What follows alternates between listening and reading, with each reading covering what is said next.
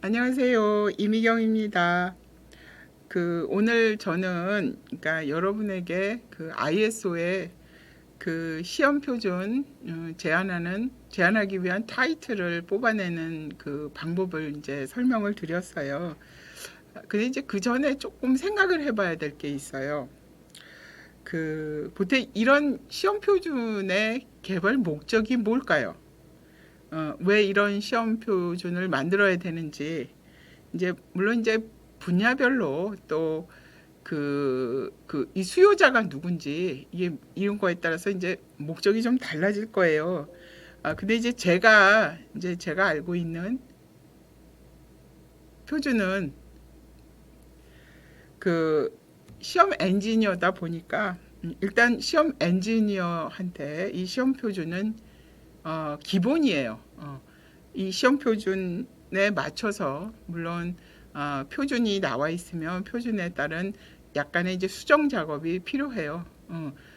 대부분의 이제 신뢰성 그 시험 표준에는 샘플에 대한 어떤 제한이 있는데 어느 때는 막 20 몇 개, 24, 23개인가 뭐 막 그런 레벨의 샘플을 이용해서 테스트를 하라고 그러는데 물론 이제 그 캐퍼시터나 뭐 이런 뭐 하나에 몇 센트짜리는 그게 가능하지만 때로는 개당 이제 그 수천만 원에 호가하는 그런 그 컴프레서 아니면 그 모터류들이 있거든요. 예, 그런 거를 23개를 가지고 테스트를 그건 불가능합니다.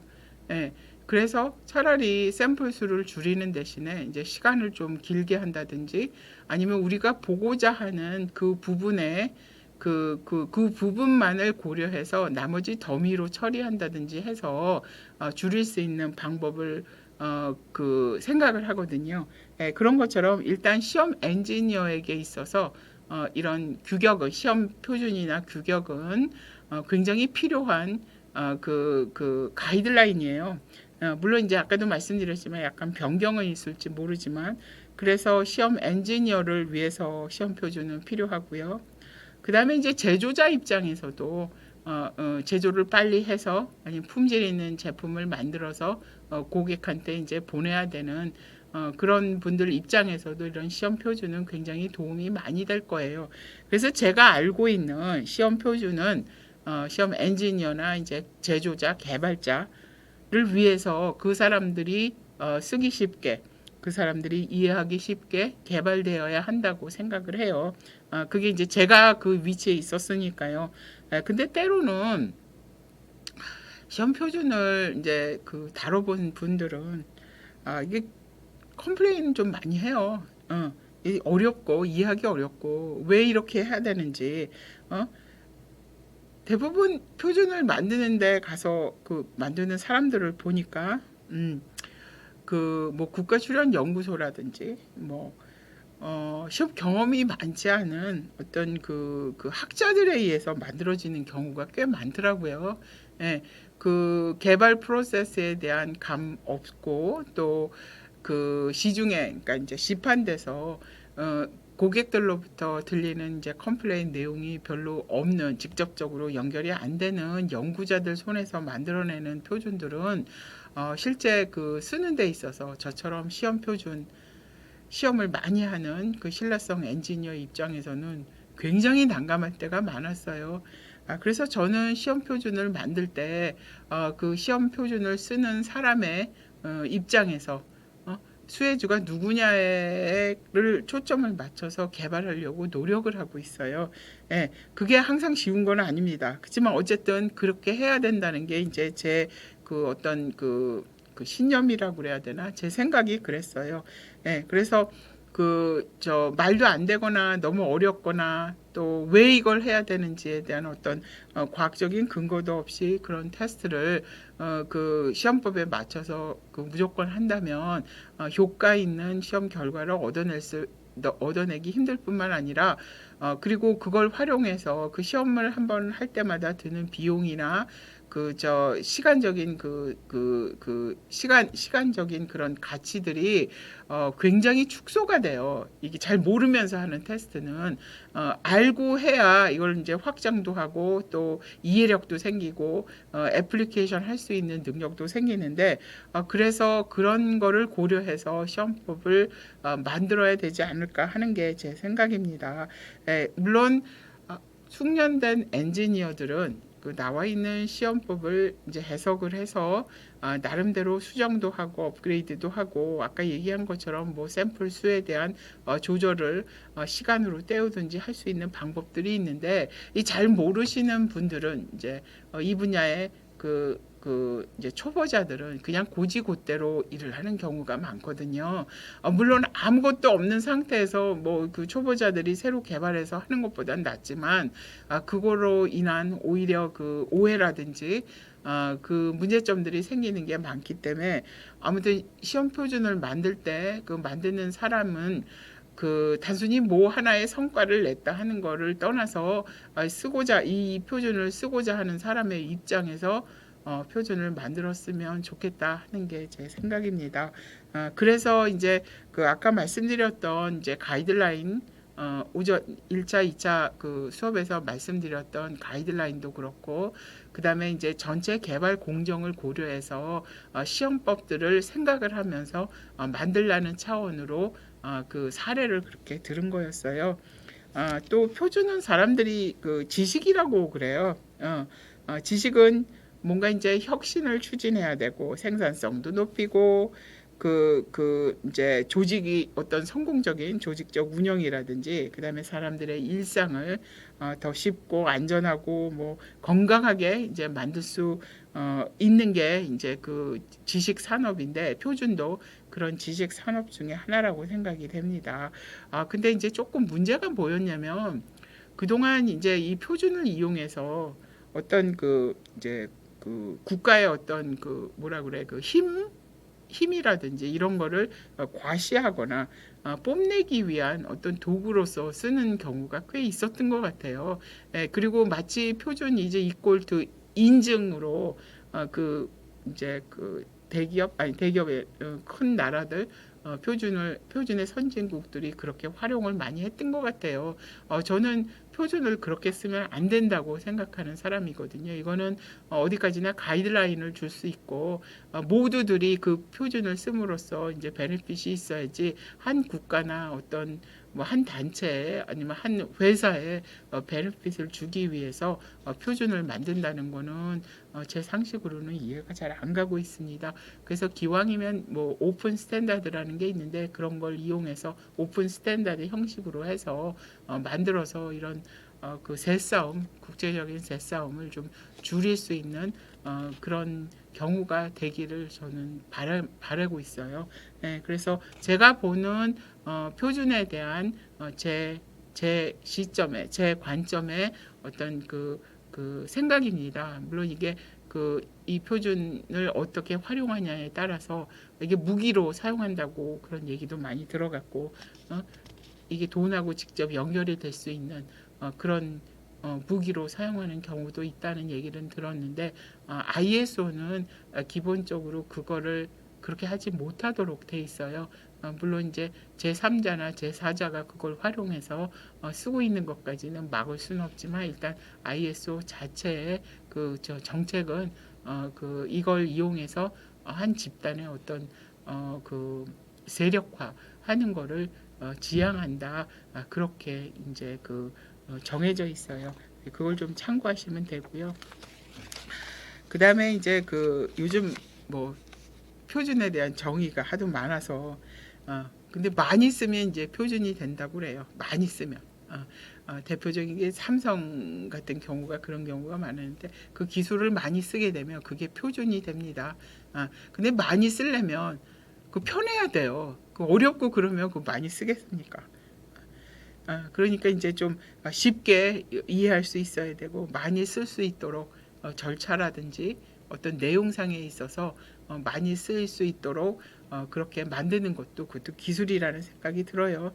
그래서 이제 그 표준을 개발하는 이제 제 입장에서는 제가 왜 이런 거를 디테일하게 이제 고민을 했냐면 이걸 만들어서 나만 쓸 거 아닌데 누군가는 써야 되고 우리 후배가 됐건 이제 이제 차세대 무슨 이 분야에서 일하는 시험 엔지니어들이 쓸 텐데 내가 느꼈던 내가 힘들었던 똑같은 그런 어려움을 우리 후배나 다음 시험 엔지니어가 겪게 안 하고 싶다는 그런 생각이 들어서 제가 직접 개발하려고 했던 그 이유였어요.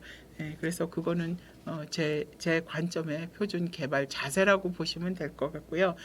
오늘은 제가 그 제안했던 네 건의 그 국제 표준 중에 이제 한 건인 그 돌풍 테스트 시험법에 대해서 그 썸머리를 말씀을 드릴게요. 이건 아직 개발 중에 있는 거고요. 완성되지는 않았습니다. 잘 아시다시피 ISO 표준은 개발하는 일정이 꽤 길어요.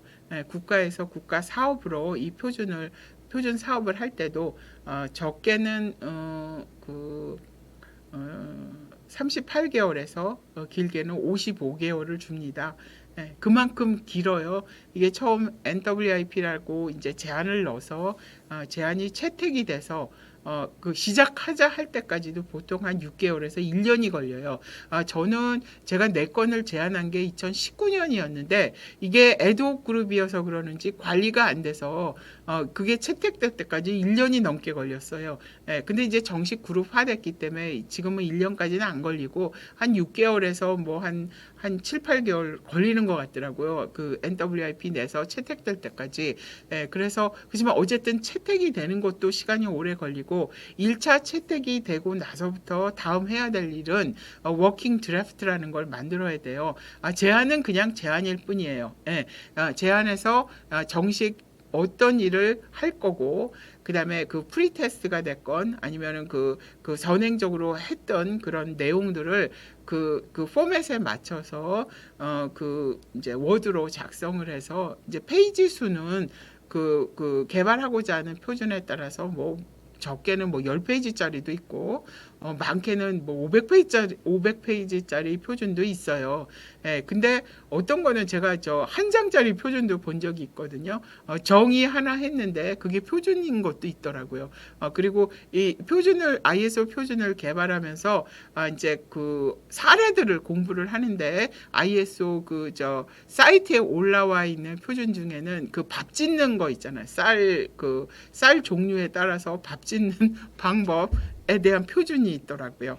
그 쌀도 왜 우리나라 쌀처럼 이렇게 그 통통하고 이렇게 좀 작고 통통하고 이렇게 찐득찐득한 쌀이 있는가 하면 날아다니는 쌀도 있잖아요. 그래서 밥을 어떻게 짓는지에 대한 그 표준 가이드라인에 사례로서 올라와 있는 것들이 있어서 저는 그걸 공부하면서 포맷을 맞추기 시작했던 거예요. 그런 것처럼 표준은 장수하고는 상관이 없는 것 같아요. 그래서 일단 워킹 드래프트를 작성을 해서 워킹 드래프트 작성할 때 한 6개월 정도의 시간을 줍니다. 물론 6개월에서 1년 걸리는 것들도 있어요. 근데 빨리 하면 좋을 것 같아서 어떤 건 이제 6개월에 이제 워킹 드래프트를 만들어서 이제 그 컨비너한테 보내면 컨비너는 그걸 이용해서 전 세계 전문가들한테 뿌립니다. 그럼 이제 전문가들이 리뷰를 하기 시작하거든요. 제가 지금 그 리뷰를 받고 있는 단계인데 어느 경우에 한 20개 정도의 커멘트가 와요. 그 근래에는 영국에서 온 커멘트가 있었는데 20개에 대한 커멘트에 다 답을 달아야 돼요. 선은 이렇고 후는 이렇고 어떤 거는 시험 결과를 다시 해라 이런 것도 있어요. 왜냐면 그게 그 상식적으로 안 맞기 때문에 다시 하라는 것도 있거든요. 그럴 경우는 시험을 다시 해야 되기 때문에 그게 사실 그 커멘트에 답변하는 시간이 짧게는 뭐 한 달 정도도 걸리지만 길게는 1년이 걸릴 수도 있습니다. 그래서 그 커멘트들에 대한 답을 다 주고 그 사람들을 내 우호 지분으로 만들어야 다음에 투표를 할 때 나를 위해서 투표를 해줘요. 그렇지 않으면 안 된다고 그래요. 리젝션해요. 그래서 보통 한 3분의 2 정도의 그 우호 지분을 얻어야지만 패스가 되거든요. 아마 그 룰이 조금 바뀌었어요. 그게 전에는 3분의 2였는데 지금은 조금 바뀌었는데 그 바뀐 사항을 제가 지금 파악을 못했어요. 근데 아무튼 그 비슷합니다. 얼추 그 수준에서 그 내 우호 지분을 얻어야지만 이게 패스가 돼요. 그러니까 그 기간이 워킹 드래프트를 만들어서 커멘트 다 단 거 새로 해서 패스될 때까지도 1년이 넘게 걸립니다. 그 다음에 두 번째 CD 과정이 있어요. 워킹 드래프트가 괜찮다 패스하자 그러면 이제 그 CD 과정이 있어요. 그것도 이제 드래프트인데 커미티 드래프트라고 그래갖고 좀 더 그 분야의 이제 전문가 그룹들이 다시 커멘트를 하기 시작해요. 그래서 CD 과정도 거의 1년이 걸립니다. 그래서 CD도 또 투표를 해요. 그래서 투표가 돼야지만 DIS라는 과정이 있어요. 그때는 이제 표준의 드래프트가 정말 만들어지는 거예요. 그래서 DIS를 거쳐서 FDIS까지, 파이널 DIS까지 갈 때까지도 한 1년 정도 걸려요.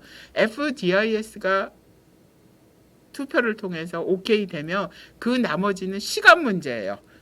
거의 완성이 된 거예요. 그게 스탠다드로 정식 나갈 때까지는 빠르면 뭐 6개월 내도 퍼블리싱 되고 길게는 1년도 걸려요. 그래서 이 시간을 다 더해보면 아까 말씀드린 것처럼 국가에서 그냥 뭐 40몇 개월, 55개월 주는 게 아니에요. 왜냐면 한번 빠꾸 당할 수도 있잖아요. 뭐 리젝션 당할 수도 있으면 다시 해줘야 돼. 그래서 55개월이 걸릴 수도 있어요. 그것보다 더 길게 걸릴 수도 있거든요. 그러니까 이게 이 긴 시간 동안에 그 해야 되는 중간중간 일들이 너무 많기 때문에 그래서 중간에 포기하시는 분들도 있는 것 같아요. 그리고 또 어떤 분들은 이걸 딴지 건다라고 표현하는데 저는 그게 딴지, 저도 지금 계속 뭐 중국 커미티로부터 연락도 받고 뭐 독일의 전문가들로부터 코멘트도 듣고 뭐 영국 계속 듣고 있는데 어느 때는 그 내용 자체가 이해 안 갈 때도 굉장히 많고 그 감정을 좀 자극하는 글들도 많아요. 근데 저는 그걸로 딴지라고 생각하지 않고 이 사람들이 그래도 내 표준에 관심이 있어서 도와주려고 하는 거구나라고 생각하니까 조금 그 뭐라 그래 그 반항이 안 생겨요. 근데 사람들이 자기가 한 일에 대해서 여러 가지 코멘트 이렇게 하게 되면 상처받는 것도 있거든요. 근데 상처 안 받기 위한, 그러니까 자기 스스로를 단련시켜야지만 이 표준은 끝낼 수 있는 것 같아요. 그거 굉장히 많습니다. 그런 게. 그래서 그런 과정을 거쳐서 완성되는 표준이기 때문에 그 이제 아까 얘기한 것처럼 물론 이제 전문가들이 그렇게 해서 만들더라도 이제 이걸 개발하는 그 사람의 입장에서 조금씩 차이가 있어서 어떤 분들한테는 아주 필요한 그 표준인가 하면 어떤 분들한테는 크게 의미 없는 거일 수도 있고 그래요. 근데 그 갭을 줄이기 위한 그 노력을 그 55개월 개발하는 과정 속에 겪게 되는 거예요. 제가 개발하는 윈드거스트 테스트 이 시험법은 현재 워킹 드래프트가 만들어져서 아까 말씀드린 전 세계 그 전문가들한테 지금 뿌려져서 계속 커멘트를 받고 업데이트를 하고 있는 거예요. 이 시험법은 이 시험법을 제안하게 된 동기가 제가 아시는 분이 이제 항우연 출신의 그 드론 메이커인 이제 나르마라는 회사가 있는데 이 친구는 드론을 이제 목적 자체가 딜리버리용으로 이제 드론을 개발하고 싶다는 거예요. 딜리버리 분야는 여러 분야가 있죠. 저는 머릿속에 떠오르는 게 닭 배달하는 그 드론이라고 생각되는데 그래서 이제 우리 농담으로 그런 얘기해요. 닭을 시켰는데 갑자기 그 돌풍 같은 게 불어서 내 시킨 닭이 뒤집어져서 다리도 다 떨어지고 그러면 어떻게 하냐. 그래서 이 시험을 해야 된다. 이 시험은 그 나르마라는 그 딜리버리용 드론을 개발하는 업체를 위한 거다 해서 이제 개발을 한다는 농담을 이제 주로 하는데 어떤 드론이든지 장난감이 아닌 다음에는 미션이 있어요.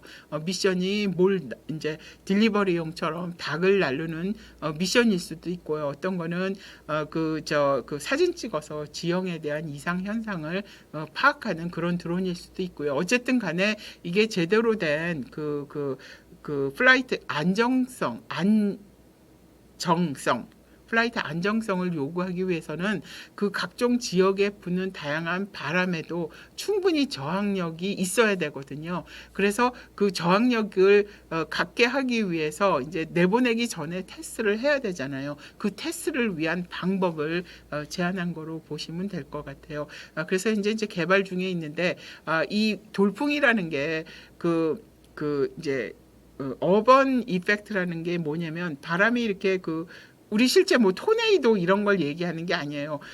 여러분도 가끔 느끼셨는데 이제 그 동네를 지나가다 보면 치마를 입고 있는데 치마가 확 뒤집어질 정도로 그 돌풍이 부는 경우가 있거든요. 날씨는 멀쩡한데 그런 바람을 얘기하는 거예요. 이게 그 사이즈 작은 드론이나 이런 드론이 그런 그 돌풍에 의해서 잘못하면은 비행 안정성에 문제가 생겨서 딜리버리용 같은 경우에는 정말 닭을 떨어뜨릴 수도 있거든요. 그러니까 이제 판매되기 전에 시험을 통해서 어느 정도 검증이 되고 그 검증에서 안전하다라고 생각될 때 이제 판매를 해야 나중에 그 고객한테 컴플레인을 안 듣기 때문에 그거를 고려한 시험법으로 하나는 밑에서 위로 치고 올라가는 돌풍, 그다음에 갑자기 이제 그 건물 사이를 지날 때는 바람이 없다가 건물 밖으로 나갔을 때 옆에서 오는 측풍, 그다음에 이제 뭐 위에서 이제 내리는 바람도 있고 또 한 가지는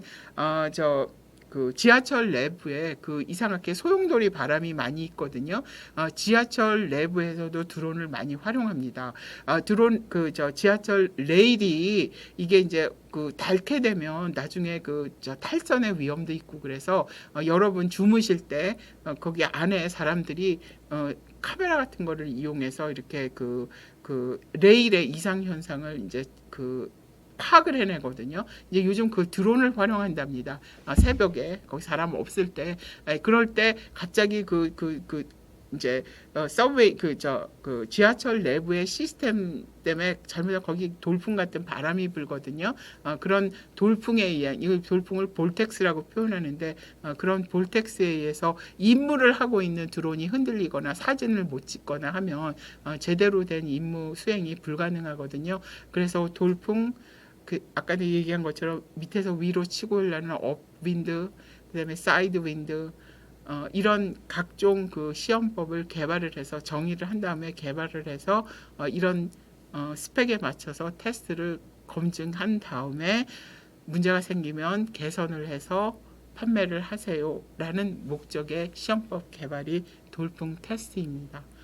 예, 이상으로 간략하게 돌풍 테스트 방법을 설명을 드렸고요. 이 내용 자체는 제가 말씀드린 돌풍 테스트를 이제 표현을 해낸 거예요. 그래서 여러분들이 이 자료를 갖고 있다가 혹시 질문 사항이 있으면 직접 연락을 해주셨으면 좋겠습니다. 상세한 설명은 그때 해드릴게요. 이상입니다. 감사합니다.